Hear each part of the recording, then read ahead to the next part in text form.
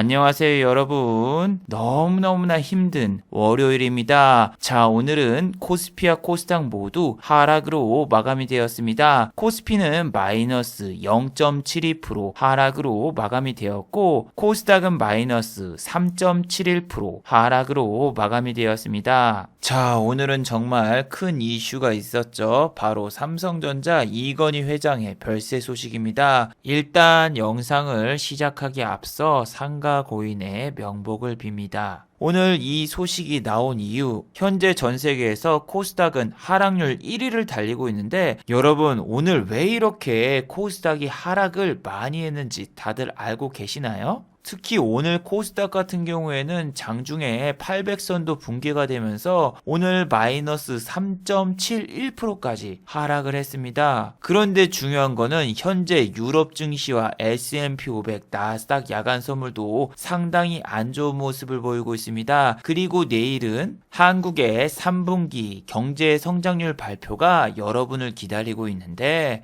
자, 과연 한국 증시는 내일 3분기 경제 성장률 발표가 나오면서 또 한 번 크게 하락하는 모습을 보여줄까요? 아니면 오히려 악재 해소로 외국인과 기관에 대량 수급이 들어오면서 내일 한국 증시 큰 반등이 나올까요? 오늘 이 시간에 한번 알아보도록 하죠. 자, 지금 시각이 5시 8분입니다. 시간의 단일가 유럽장, 미국장, 그리고 야간 선물도 다 끝나지 않았습니다. 그래서 몇 가지는 배제를 해보고 진행해 보도록 하겠습니다. 자, 그럼 먼저 해외 시황과 국내 시황, 그리고 오늘의 특징주를 한번 살펴보도록 하겠습니다. 자, 그럼 먼저 해외 시황입니다. 자, 오늘은 월요일이라서 아직 다우와 나스닥이 개장이 되지 않았습니다. 그래서 아시아 증시를 먼저 살펴보시면은, 자, 먼저 상하이 종합지수를 살펴보시면은 상하이 종합지수는 오늘 마이너스 0.82% 하락으로 마감이 되었습니다. 자, 최근에 제가 올린 영상을 보신 분들 다들 기억하고 계시죠? 자, 지난주 금요일날 올렸던 영상이죠. 한국 3분기 경제성장률 발표 임박, 다음 주 한국 증시의 전망은 이 영상의 끝부분에서 지금은 우리 증시가 상하이 종합지수하고 커플링이 되고 있다. 그래서 상하이 종합지수가 개장하고 하락을 하면은 코스피 코스닥도 따라가는 경향이 있다라고 말씀을 드렸죠. 물론 한국 증시는 오늘 삼성전자의 이건희 회장의 별세로 인해서 크게 하락하던 중이었지만, 자, 여기 보시면은 이거는 1분봉인데 상하이 종합지수하고 한국은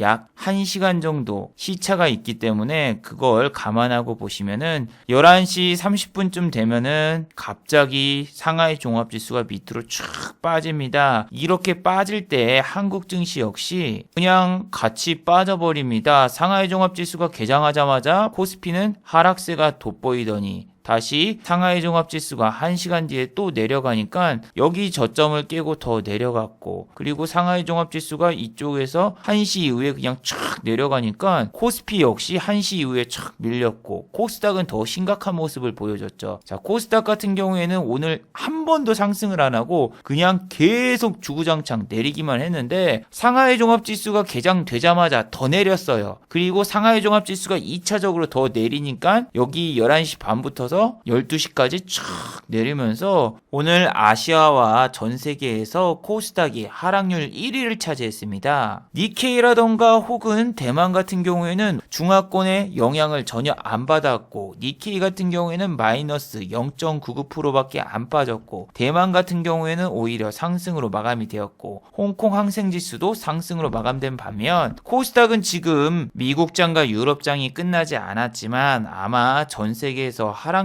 가장 높지 않을까, 개인적으로 이런 생각이 드네요. 자, 그리고 환율 같은 경우에는 1120원대까지 진입을 했거든요. 환율이 1200원대에서 위안화 강세가 일어나면서 달러 약세 모습이 나오고 있습니다. 환율이 장중에 1127원까지 내렸는데 지금은 다시 1130원대를 돌파하려는 모습을 보이고 있죠. 유가 같은 경우에는 추가 경기 부양책이 합의가 불발이 될 것이라는 뉴스에 지금 현재 40불대가 붕괴되고 38불까지 내려온 상황입니다. 그래서 오늘 SK이노베이션 같은 경우에는 유가 약세와 거기다가 ITC에서 LG화학과 SK이노베이션의 법정 공방 최종 판결을 앞두고 있는 바람에 주가가 오늘 마이너스 3.66%까지 하락하는 모습을 보여주었습니다. 최근 SK이노베이션의 주가가 매우 안 좋은 모습을 보이고 있죠. 지난 8월 10일 이후로 단 한 번도 상승하지 못하고 계속 기간 조정이 나오고 있는 상황인데 오히려 그동안 조정폭이 심했던 S-오일 같은 경우에는 이런 장에서도 조금밖에 하락을 안 하거나 오히려 조금씩 상승하는 모습이 나오고 있죠. 그래서 차라리 지금 하락장에서는 많이 빠진 애들을 보는 게 매매할 때 더 좋을 수가 있습니다. 이미 기간 조정을 많이 거쳐가지고 빠진 종목들은 오히려 쇼커버링이 나오거나 혹은 저가 매수의 찬스로 진입하시는 분들이 많기 때문에 S-오일 같은 경우에는 지금 보시면은 기간 조정이 무려 4개월이나 이어졌고 저점을 찍고 다시 올라오고 있는 상황이라서 뉴스라던가 찌라시에 오르는 애들보다 오히려 안전할 수가 있습니다. 자, 한 가지 예를 들어 볼까요? 지난주에는 미국에서 한 가지 악재가 있었습니다. 바로 테슬라의 리콜 소식이었죠. 테슬라가 중화권 시장에서 약 5만 대 가까이 리콜이 발생하게 되었습니다. 여기는 3만여 대라고 나왔지만 모델이 두 가지 모델이 있는데 두 가지 모델을 다 합치면은 결국엔 5만 대가 나옵니다. 자, 지난주까지만 해도 LG화학과 테슬라의 이슈가 있어서 배터리 관련주가 크게 상승을 했었죠. 자, 지난주 금요일까지만 해도 LG화학과 테슬라가 협력을 펼쳐서 생산 공장을 대규모로 증설하고 LG화학의 배터리를 더 많이 수입하겠다 이런 뉴스가 나오니까 나라 M&D야 나인테크 이런 애들이 엄청 올랐단 말이에요. 지난주 금요일까지만 해도 19.82%나 상승을 했고 종가는 물론 10.85%로 마감됐지만 중화권에서 테슬라 자동차 리콜 소식이 나오자마자 오늘 마이너스 8.51% 하락으로 마감되었죠. 그래서 지난주 꼭대기에서 물리신 분들은 잠깐 하루 지났는데 수익률이 벌써 마이너스 18%예요. 18%. 그런데 이렇게 한국조선해양처럼 최근에 조정을 너무 많이 가지고 횡보하고 하락했던 애들은 오늘 같은 장에 조금이라도 결국 상승으로 마감이 되었습니다. 자, 파미셀 같은 경우에도 FDA에서 정식으로 승인을 받았다라는 뉴스에 지난주 16.15%까지 상승했으나 오늘 마이너스 9.36%까지 빠졌죠. 아예 최고점인 25.16%에서 잡았다고 생각을 해봐요. 종가에 여기서 마이너스 9% 그리고 또 오늘 마이너스 9% 하루 동안에 마이너스 18%를 때려 맞으면서 진짜 멘탈이 나가버려요. 멘탈이 나가. 그런데 여러분 여기서 지금 가장 큰 손실을 보시고 계신 분들은 바로 빅히트를 상따하신 분들이죠. 상따를 하면 최소 2배, 3배를 먹을 수 있다. 언론에서 그렇게 과대 광고를 했던 빅히트. 오늘도 폭락이 나왔죠. 이제는 공모가도 훼손이 될 정도로 주가가 많이 내려온 상황입니다. 자, 지난주 금요일날 빅히트 같은 경우에는 소폭 반등이 나왔는데 이 소폭 반등 절대로 넘어가지 말라고 여기 영상에서 말씀드렸죠. 지금은 빅히트의 기관의 보예수 물량이 아직 더 많이 남았습니다. 그렇기 때문에 어디까지 빠질지도 예측이 되지 않는 주식이에요. 연기금이 매일 매수를 한다고 해도 얘네는 그냥 프로그램으로 들어오는 거고 얘네는 주식 대여라던가 혹은 공매도라던가 여러 가지 다른 방법으로도 수익을 낼 수가 있어요. 그래서 연기금이 샀으니까 주가가 오르겠지 이렇게 단순한 생각이라던가 외국인이 샀으니까 지네 평단가가 여기니까 주가를 올리겠지 이런 단순하게 생각은 하시면 안 돼요.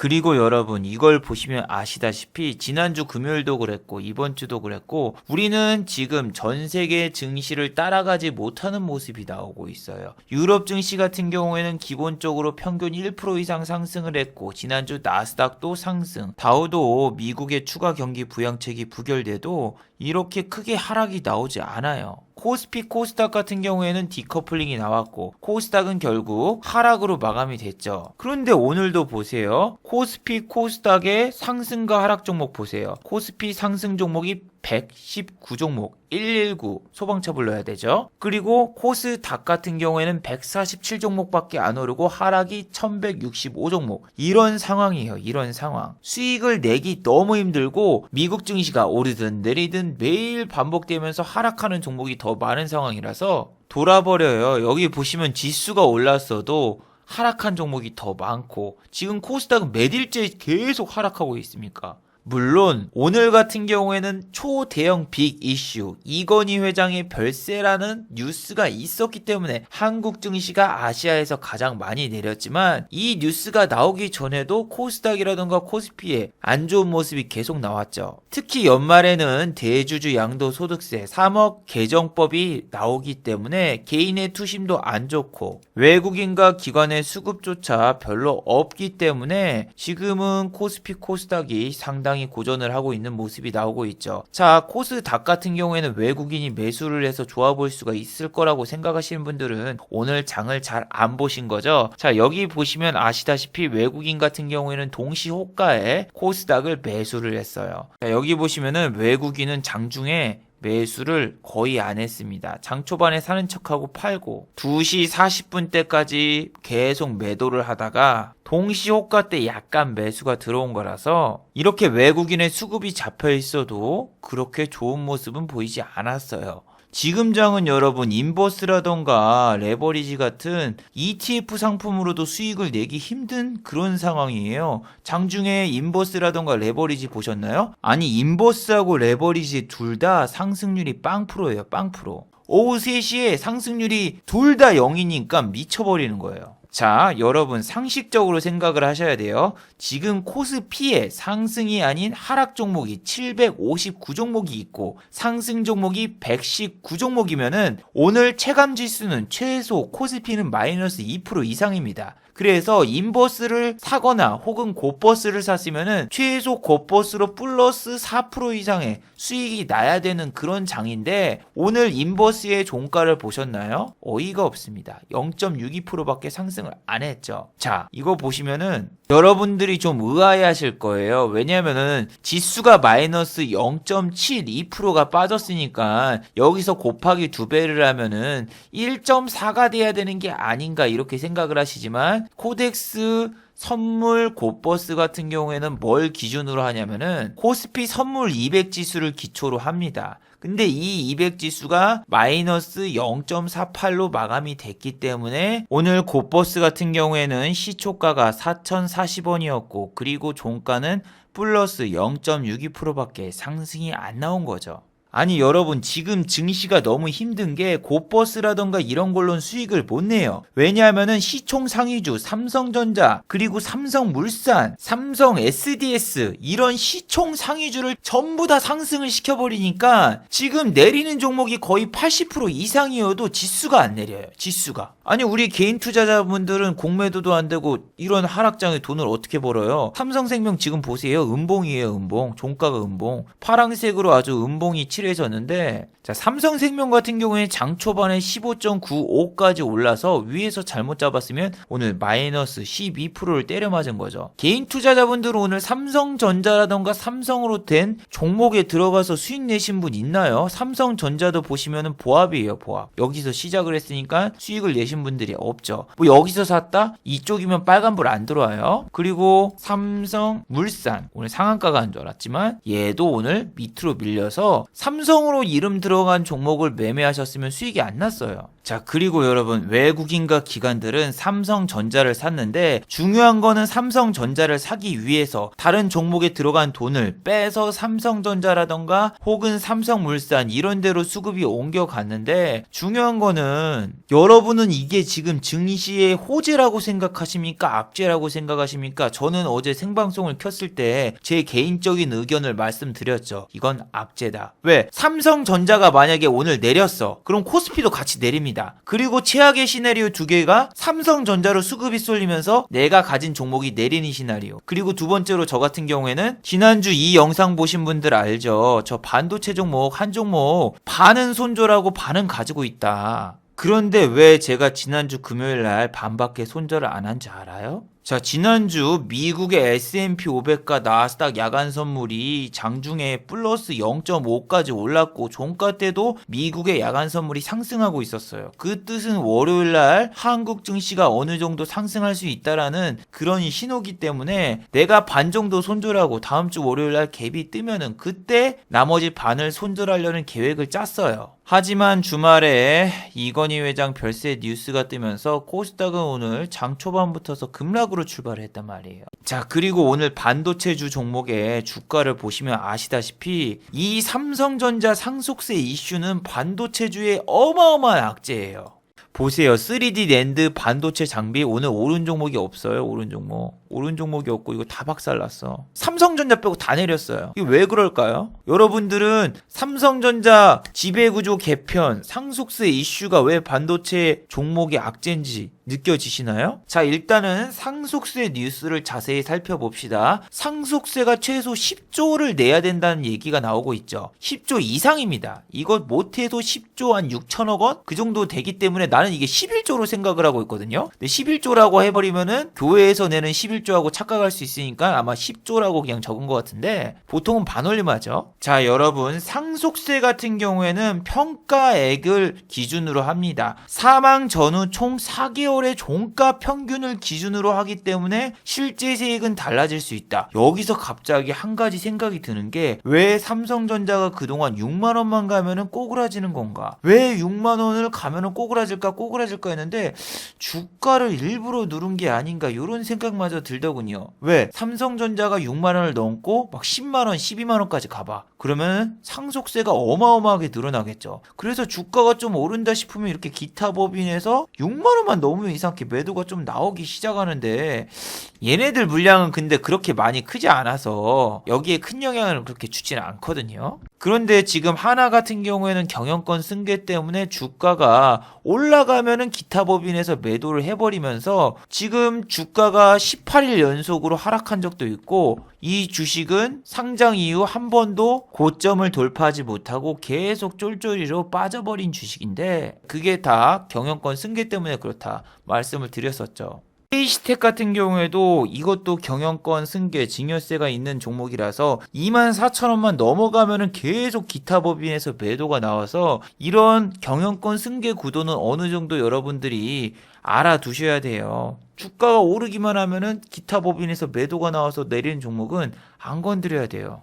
자, 그런데 지금 중요한 건 삼성전자죠. 자, 내가 증여세라던가 혹은 상속세를 내야 돼. 그리고 상속세는 한국은 살인적인 상속세율 70%를 부과합니다. 70%. 그래서 삼성전자 같은 경우에는 지금 18조 중에서 70%인 10조를 내야 된다. 지금 이렇게 기사가 나왔는데 나라면은 상속세를 적게 내기 위해서 주가를 안 올리겠습니다. 주가를 안 올린다는 거는 뭐 대주주가 매도한다 그런 게 아니라 좋은 호재 뉴스를 안 띄울 거예요. 자, 보통은 삼성전자의 주가라던가 코스닥 반도체주 랠리가 펼쳐질 때 어떤 뉴스가 나왔습니까? 삼성전자 상반기 반도체 시설에만 17조 투자를 한다. 혹은 삼성전자 평택의 반도체 공장 3곳을 더 짓는다. 이런 거 뉴스 뜨잖아요. 삼성전자 그냥 6만 원 그냥 넘어가요. 자, 저거 뉴스 떴을 때 보세요. 이때거든요. 삼성전자 주가 그냥 쫙 하고 평택이 공장 짓는다고 6만 원 돌파했죠. 그리고 코스닥 반도체주들을 잘 살펴보세요. 이런 반도체 코스닥주 그냥 엄청 올라가면서 같이 주가가 따라 올라가죠.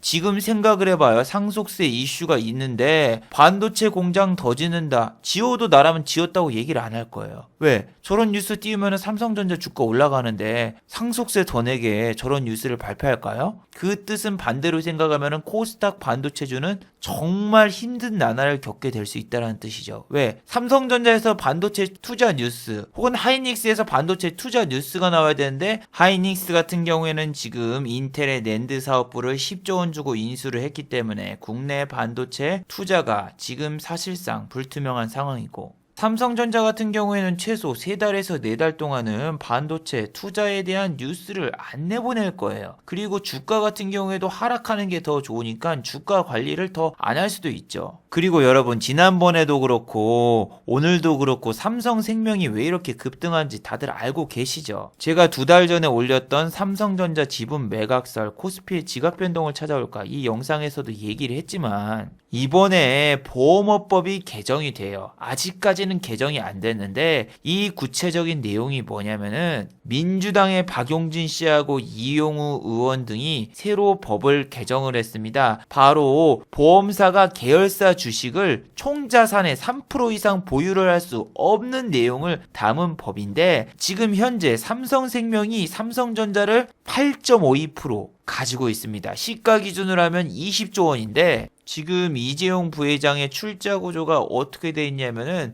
본인은 지금 삼성물산과 삼성생명의 최대 주주예요. 그래서 지분을 삼성물산을 19.32%를 가지고 있고 지분을 8.52%를 가지고 있는데, 삼성생명 같은 경우에는 보험업법 개정으로 인해서 여기서 3%만 남기고 5.52%를 다 매각을 해야 되는 그런 상황이라서 20조 원을 팔았으니까 삼성생명에 20조 원의 돈이 들어오겠고 그 돈으로 배당을 늘려주지 않을까, 주주들의 그런 기대감도 있고, 만약에 20조 원이 현금으로 들어온다면 삼성생명의 재무제표가 갑자기 막 돈이 들어와서 실적이 어닝 서프라이즈가 나오지 않을까, 뭐 이런 기대감 때문에 오늘 급등을 했었죠. 또 삼성전자 같은 경우에는 상속세 재원을 마련하기 위해서 배당을 더 늘릴 거라는 이런 추측성 기사도 있지만 이거는 행복회로에 가까운 게 아닌가요? 이거는 주주들 입장만 생각한 어느 정도 행복회로를 반영한 거지, 상속세 같은 경우에는 LG도 그렇지만 한 번에 다 내는 게 아니라 연이자 1.8%를 적용해서 먼저 6분의 1을 낸 뒤에 5년간 분할로 납부를 하면 되기 때문에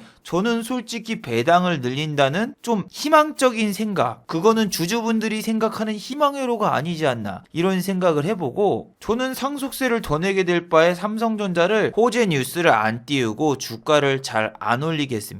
외국인과 기관이 지금 동반 매수가 들어왔다 잠깐 이렇게 위로 올리지만 4개월째 되는 해 상속세의 마지막을 계산하는 달에는 아마 더 내려가지 않을까, 이런 생각밖에 안 들더군요. 개인분들도 다 그렇게 생각을 해서 오늘 매도를 하셨겠죠. 그리고 아침에 호텔신라하고 그리고 호텔신라 우가 상승을 했었고, 호텔신라 같은 경우에는 아침에 보시면은 약 4.31%까지 상승을 했다가 종가는 마이너스 0.13. 호텔신라 우 같은 경우에는 상한가를 갔죠. 자, 이 종목들은 이부진 씨와 연결이 돼 있죠. 이재용 씨하고 남매은안이 일어나서 지난번 한진칼처럼 경영권 분쟁이 일어나지 않을까, 이런 기대감에 오늘 호텔신라 우가 상한가를 갔지만 그럴 가능성은 지금 매우 낮다, 이렇게 뉴스가 나오고 있죠. 그리고 아남전자도 오늘 상한가를 가는데 얘는 진짜 무슨 15초 남겨놓고 상한가를 말더군요. 시간의 단일가에선 상한가가 안 풀렸고, 이 종목이 상한가를 간 거는 그냥 이건희 회장의 별세로 인해서 삼성전자 관련주로 지금 좀 장난치는 것 같은데, 두 가지 뉴스가 있습니다. 뭐 베트남 관련 뉴스도 있고, 아남전자는 지난번에 삼성에서 인수한 하남의 부품을 납입하는 업체라서 동전주라던가 혹은 1,000원짜리 지폐주에서 어떤 종목을 장난칠까 세력들이 고민하다가 이 종목을 선택한 것 같네요.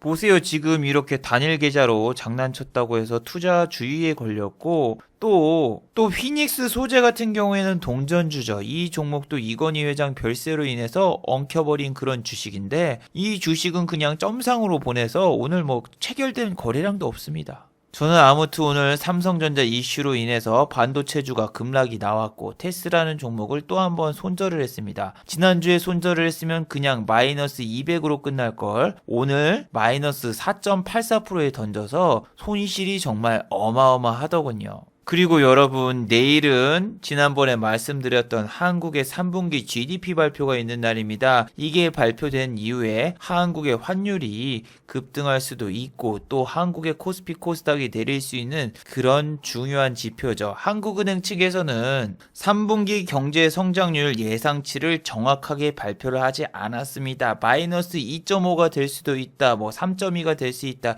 여러 가지 전망치가 나왔지만 사회적 거리두기가 2.5로 격상되었기 때문에 이번 3분기는 예측하기가 매우 힘들어서 전문가들도 플러스라던가 마이너스를 예측하기보다는 마이너스 몇 프로까지 빠질 것인가 그거를 중점으로 두고 이야기를 하고 있더군요. 자, 내일 최상의 시나리오는 오늘 같은 경우에는 외국인이 이렇게 매도를 했지만 지금 환율도 싸고 한국이 3분기 경제 성장률이 생각보다 좋게 나와서 내일 대량의 매수가 들어오는 게 최상의 시나리오입니다. 물론 지금 미국의 대선이라는 게 남아있기 때문에 외국인의 자금이 한국 시장에 유입되는 거는 상당히 기대하기 힘들지만 아니 그래도 지금 코스닥은 좀 너무한 것 같아요. 지난번에 이렇게 기간 조정을 한 달간 줬는데 이번에는 한 달이 아니라 그냥 끝까지 내려가 버리면서 800포인트가 그냥 너무 쉽게 붕괴가 되더군요. 장중에 마이너스 3.71%까지 내렸고 여러분 제가 지난번 영상에서 말씀드렸지만 코스피 같은 경우에는 곧버스가 있습니다. 하지만 코스닥은 곧버스가 없어요.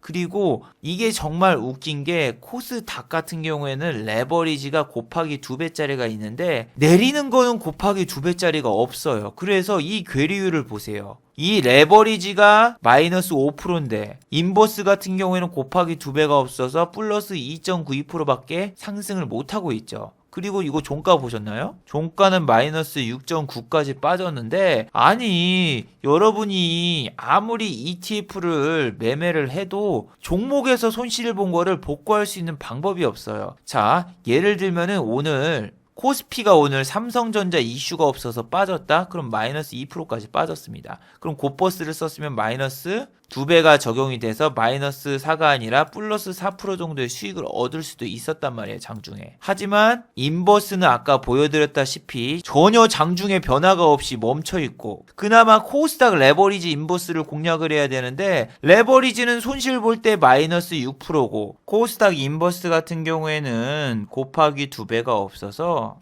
참 너무 불합리하다라고 밖에 생각이 들지 않더군요. 종목에서 5% 손실을 보면은 인버스로 플러스 5% 수익을 보고 싶어도 곧버스가 없기 때문에 코스닥이 저렇게 내린데도 수익을 낼 수 없어서 종목으로 손실 본 거를 지수 ETF로 복구가 불가능하더군요.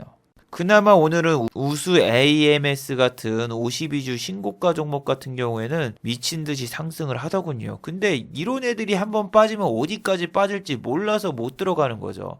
개인이 이런 종목을 못 들어가겠구나 싶어서 오늘 올려도 그렇게 매수세가 심하게 들어오질 않았어요. 거래량을 보시면은 이만큼이나 올랐는데도 불구하고 거래량이 지난번보다 더 없죠. 이런 걸 여러분 일반인들이 왜 못 들어가냐면은 아침에 뉴스 뜨고 막 이렇게 급등했던 애들이 다 내렸기 때문이죠. 자, 일양약품 같은 경우에도 보세요. 오늘 종가가 마이너스 0.70%죠. 근데 아침에 플러스 7.10까지 상승을 했고 장중에 9.33%까지 올라서 위에서 잡았으면 마이너스 10%를 찍었어요. 근데 잠깐 몇 분 사이 9시 15분에서 몇 분 사이 올려놓고 이렇게 쫙 빠지는 것처럼 지금은 오르는 종목에 들어가면은 물리지 않을까 그런 불안감에 개인분들이 급등한다고 해도 쉽게 따라 들어갈 수가 없어요. 자, 인지 디스플레이 같은 경우에도 지난주 말했죠. 얘 같은 경우에는 이번에 투자주의가 풀렸다. 그래서 아침에 빵 하고 올릴 수 있다. 근데 아침에 잠깐 빵 하고 올렸지만 오늘은 보시면은 플러스 5.87까지 올리고 또 윗골이 나오면서 마무리가 됐죠. 하지만 얘는 또 시간에서 잠깐 상승하면서 내일 또 아마 3,700원 뚫고 올라가지 않을까 싶은데 이 종목은 최근에 0. 몇 프로든 일단은 상승을 시킵니다. 장중에 10% 이상 떠도 무조건 종가는 막 1%, 2%밖에 마감이 안 돼요. 그래서 이 종목 같은 경우에는 장중에 10% 이상 갭이 떴을 때 들어가면은 고점에서 물릴 가능성이 높으니 주의하셔라 이렇게 말씀을 드렸죠. 이제는 여기에 나와 있는 고점 4,095원을 뚫고 올라가느냐 마느냐 싸움인데 과연 이번 주 4,100원을 뚫으냐 마느냐 잘 한번 지켜보셔야 되겠네요. 자, 그리고 최근에 유행했던 K 뉴딜 관련주 전부 다 죽 썼습니다. 자, 여기 보시면 마이너스 4.37% 아침부터서 내리고 있었어요. 하지만 종가는 더 처참하죠. 마이너스 5.96%. 근데 여기서 메릴린치가 대량으로 매수를 했기 때문에 내일 아침에 갭이 빵 뜬다고 해도 절대 들어가면 안 됩니다. 얘네가 갭을 띄워놓은 다음에 던질 거예요. 그리고 시간의 단일가에서도 추가적으로 내렸는데 지금 외국인의 매수라던가 혹은 검은머리 외국인이 들어온 종목은 당연히 갭이 뜨겠지 뭐 하겠지 그렇게 너무 간단하게 생각하시면 안 돼요. 지수 자체가 크게 하락하고 있어서 외국인이 뭐 20만 주 30만 주 샀어도 안 오르는 경우가 많아요. 오늘 후성도 보시면은 9,000원대도 깨지고 오늘은 8,480원으로 마무리가 되었죠. 여러분들이 좋아하는 9,000원이라던가 만원이라던가 이런 거를 지켜주는 매매가 하락장에선 안 통해요. 이게 9,000원을 지지해주고 반등이 나왔다? 그럼 이쪽에서 V자 반등이 나오겠다. 쉽지 않아요. 지금 얘는 그린 뉴딜 발표하기 전에 K 뉴딜 발표 지수하기 전에 여기서 잠깐 띄워놓고 한 번도 안 오르고 뺐거든요. 제가 후성 이런 게 무섭다고 얘 건드리기 무서운 게 이런 거라고. 얘는 조정을 주면 한두 달, 세 달을 줘요. 그리고 얘는 마지막 기회가 그거일 거야 아마. 바이든 후보가 11월 3일날 대선을 하고 있을 때 격전지에서 이기고 있어. 그럼 얘가 이런 데서 쭉 하고 올라와도 어차피 얘는 상한가 찍어도 이런 데까지 못 간단 말이에요. 그래서 후성을 비롯한 그린 뉴딜 관련주는 대선 바로 직전 날 혹은 대선 날 잠깐 데이 트레이딩으로 매매할 만한 종목이지 현재 지금 매수를 하시면은 횡보 내지 크게 하락이 나오면서 오히려 대선이 끝난 다음에도 물려 계실 확률이 매우 높은 주식들입니다. 자, 이번에는 태양열 관련주인 신성 ENG 같은 경우에도 마이너스 5.40% 내렸고 유니테스트 얘는 반도체주이면서도 또 태양광으로 편입돼가지고 오히려 하락폭만 더 커졌어요. 마이너스 7.06% 하락하면서 지금 태양열, 풍력 그리고 뭐 수소차 이런 섹터가 다 망가지고 있습니다. 만약에 이 풍력이라던가 태양열 관련주에 물리신 분들은 우리 럼프형이 재선 취임할 경우에는 정말 위험해질 수가 있고 추가 하락도 꼭 반드시 예상을 해두셔야 돼요. 자, 그리고 하락률 상위 종목에 보시면 YG 플러스와 YG 엔터테인먼트가 있습니다. 자, 최근에 빅히트가 상장했다가 하락한 이후 YG 플러스와 YG도 따라가는 경향이 있습니다. 자, 지난번 8,740원을 찍고 4,000원대까지 내려왔다는 얘기는 주가가 한 달 만에 반토막이 났다는 사실이죠. 사실 YG 플러스라던가 YG 엔터테인먼트 그리고 SM 이런 종목들은 주가가 오르면 안 되는 그런 종목들이죠. 왜? 지금은 생각을 해보세요. 콘서트를 개최를 할 수 없는 상황이에요. 온라인 콘서트를 개최한다고 해도 오프라인에 비해서 턱없이 수익성이 부족하고 이게 뭐 진핑형 방안이라던가 중화권 한한령 해제 뉴스 뭐 그런 걸로 찌라시로 올랐고 실적에 대한 이야기는 거의 없었어요. 보통 보면은 블랙핑크라던가 혹은 방탄소년단 그런 애들이 유튜브에서 조회수 1위를 했다 뭐 이런 거 갖다가 올랐기 때문에 엔터주들 대부분은 너무 거품이 심한 그런 상황입니다. 아니 콘서트도 없고 그리고 지금 앨범 판매도 부진하고 오로지 유튜브 조회수하고 온라인 콘서트 그거 빼고 아무것도 없는데 그동안 주가가 오른 게 오히려 신기할 정도라니까요. 그냥 그동안 기관들이 이렇게 엔터주를 매수했던 것도 빅히트 청약을 사람들을 많이 몰리게 하거나 혹은 빅히트가 상장했을 때 따상으로 유도하기 위한 작전이 아니었을까 이런 생각마저 들었다니까요. 이거는 진짜 웃긴 게 지금 코다리 바이러스 때문에 정말 엔터주가 힘들어야 되는데 작년 고점을 어떻게 돌파를 하냐고요. YG도 그렇고 아까 보여드렸던 JYP도 그렇고 이거는 상식적으로 말이 안 되잖아요. 전년 대비해가지고 상황은 나빠졌는데 주가는 52주 신고가를 간다? 그러면은 작년과 비교를 해보세요. 작년 대비해가지고 분명히 실적이고 뭐고 다 나쁘게 나올 거고 여기 예상치조차 좋게 나오진 않았어요. 물론 코다리 바이러스로 인해서 이 정도면은 선방했다라는 레포트가 나올 수 있지만 그래도 지금은 진짜로 진핑형이 한국에 방한하지 않는 이상은 엔터주는 좀 더 크게 더 조정이 올 가능성이 현재로서는 매우 높은 상황이고 또 지금 절대 신용이라던가 비투하지 마세요. 시즌 같은 경우에는 정말 유명한 주식이잖아요. 이 주식은 32만원까지 갔는데 지금은